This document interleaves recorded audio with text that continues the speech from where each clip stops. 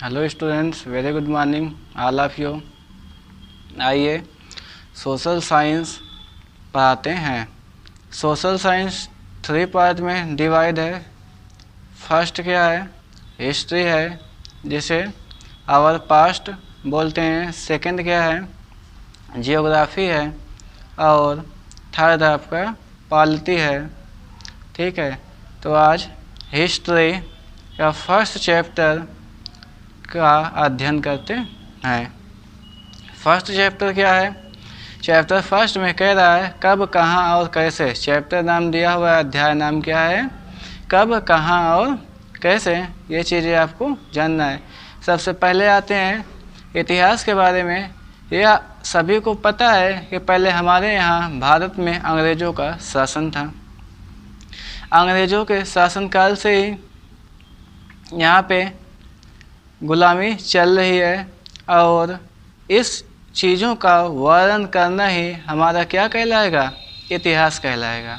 ठीक है, अब यहाँ पे हम कुछ चीज़ों के बारे में जानते हैं। सबसे पहले ये जानते हैं कि इतिहास कब हुआ या कैसे हुआ। ये क्वेश्चन करने से पहले ये मन में विचार आता है कि ये कैसे हुआ या फिर कब हुआ। कब का क्वेश्चन तारीख से आता है कि हाँ, तारीखें क्या होती हैं। पहले के समय में कोई तारीखें नहीं थी। खासकर तारीखों में क्या बताया गया है कि कौन से राजा कब कहाँ पे युद्ध किए और कहाँ पे जीते और कब वो सिंहासन पे आए, या फिर कब किले का निर्माण करवाएं, या उनके बेटे का जन्म कब हुआ। ये सब चीज़ें पहले तारीखों के माध्यम से बताई जाती थी। ठीक है, एक स्कॉटलैंड के अर्थशास्त्री जेम्स मिल ने अपनी पुस्तक the history of British India में बताया हुआ है कि जो हमारा भारतीय इतिहास है उसको 3 पार्ट में बांटे हुए हैं, 3 भाग में बटा हुआ है। ठीक है, हिंदी युग की कहानी बता रहा है, मुस्लिम युग की कहानी बता रहा है, और उसमें भारतीय इतिहास के बारे में बता रहा है। क्लियर? ईसाई काल के बारे में बता रहा है। ठीक है, पेज नंबर 1 पे तारीखों के बारे में बताया हुआ है। 1 पे क्या कह रहा है कि इतिहासकार हमेशा खोए रहते थे तारीखों को खोजने के लिए कि जो ये घटनाएं हो रही हैं इनको कैसे बताया जाए, यहाँ ये घटनाएं कब घटित हुई थी। पहले क्या था कि कोई कागज़ और कलम नहीं था। राजा महाराजा लोग अपना जो भी दस्तावेज थे, जो भी चीज़ें लिखना होता था उसको शिलालेखों में लिख देते थे। मतलब कि दीवारों पे लिखते थे या पत्थरों पे लिखकर छोड़ देते थे। मंदिरों में या किलों की दीवारों पे लिख दिया करते थे। बाद में उन्होंने जो है अपने दस्तावेज़ों को बनाना शुरू कर दिया। उन दस्तावेज़ों को अपने संग्रहालय में रखना शुरू कर दिया। संग्रहालय क्या होते हैं? जहाँ पे रिकॉर्ड और दस्तावेज रखे जाते हैं वो आपका क्या कहलाएगा? संग्रहालय कहलाएगा। ठीक है, या अभिलेखगार कह सकते हैं कि वह स्थान जहाँ दस्तावेजों को सुरक्षित रखा जाता है अभिलेखगार कहलाता है। अब उसके बाद पेज नंबर 3 पे क्या कह रहा है? नेक्स्ट पेज की फ़ोटो लगा हुआ है। यहाँ पे क्या बता रहा है कि जेम्स मिल के बारे में बता रहा है। उन्होंने भारतीय इतिहास को 3 पार्ट में डिवाइड कर रखा है। ठीक है, उस समय काफ़ी समस्याएं भी थी। अंग्रेज़ों का शासन था। उन्होंने यहाँ पे अंग्रेजी काल के बारे में बताया ही नहीं है। ये बहुत बड़ी समस्या थी उस समय। ठीक है, हिंदू काल के बारे में बताया हुआ है, और मुस्लिम काल के बारे में, और ईसाई काल के बारे में। ठीक है, उसके बाद अंग्रेज भी इस भारतीय राज्य पे कब्जा करना चाहते थे। अंग्रेज भी गुलाम बनाए हुए थे, वो भी शासन करते थे। वो भी भारतीयों के साथ दुर्व्यवहार या जो भी किया करते थे। उसके बाद उनका ये मानना था कि भारत पे अपना राज्य बनाना है तो सर्वेक्षण करते रहना है। सर्वेक्षण का मतलब क्या हुआ कि मतलब कि निगरानी करते रहना है उत्पादन पे कि हाँ, भारत में खेती किसानी किस प्रकार होती है, इन पे आपको निगरानी रखना है, जिससे कि भारत में अपना शासन प्रणाली बनाए रखेंगे। ठीक है, उसके बाद क्या चल रहा है कि फिर कह रहा है प्रशासन अभिलेख तैयार करना है। उस समय क्या था कि प्रशासन ने अभिलेख बनवाने लगे। जैसा अपना तहसील में है अभिलेख, या जो है रिकॉर्ड रूम बनवा दिया, जगह जगह पे जितने दफ्तर थे सब जगह रिकॉर्ड रूम बनवा दिए, वो अपना दस्तावेज वहीं रखने लगे।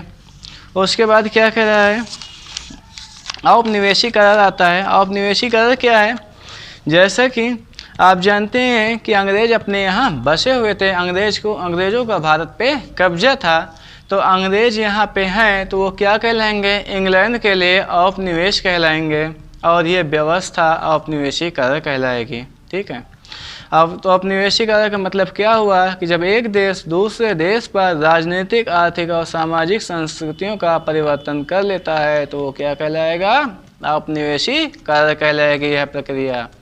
आई बात समझ में।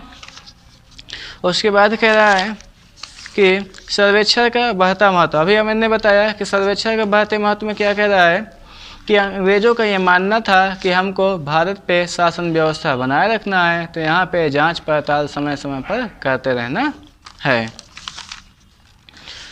आई बात समझ में। उसके बाद कुछ इसके क्वेश्चन आंसर्स हैं वो आपको बता रहे हैं। क्या कह रहा है, पहला हेडिंग आप देखिए चैप्टर फर्स्ट में दे रखा है अभिलेखगार। अभिलेखगार क्या है, यहाँ दस्तावेजों को सुरक्षित रखा जाता था, ये अभी मैंने बताया। औपनिवेशिक करार क्या है कि जब एक देश दूसरे देश पर सामाजिक और आर्थिक परिवर्तन ला लेता है तो यह क्या कहलाएगा, औपनिवेशिक करार कहलाएगी यह प्रक्रिया। उसके बाद क्वेश्चन पे आते हैं। क्वेश्चन पे क्या कह रहा है कि सही और गलत लगाएं। एक्सरसाइज पे आइए।